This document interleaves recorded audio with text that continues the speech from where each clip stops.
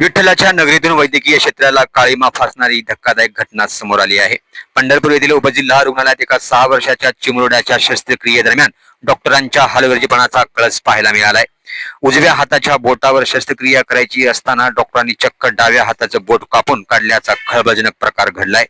या प्रकारामुळे पीडित मुलाच्या कुटुंबियांनी संताप व्यक्त केला असून पंढरपुरात मोठी खळबळ उडाली आहे।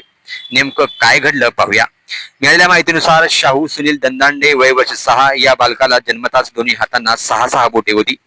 गेल्या काही दिवसापासून शाहूच्या उजव्या हाताच्या 6व्या बोटामध्ये वेदना होत होत्या, त्यामुळे पालकांनी त्याला उपचारासाठी पंढरपूरच्या उपजिल्हा रुग्णालयात दाखल केलं। डॉक्टरांनी तपासणी करून उजव्या हाताचे ते वाढीव बोट शस्त्रक्रिया करून काढून टाकण्याचा सल्ला दिला।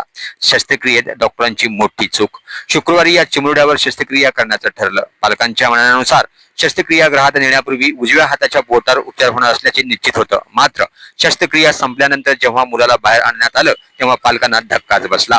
डॉक्टरांनी ज्या उजव्या हाताच्या बोटावर त्रास होत होता ते सोडून सुव्यवस्थित असलेल्या डाव्या हाताचं बोट कापून काढलं आहे। या घटनेने सर्वत्र संताप व्यक्त होतोय।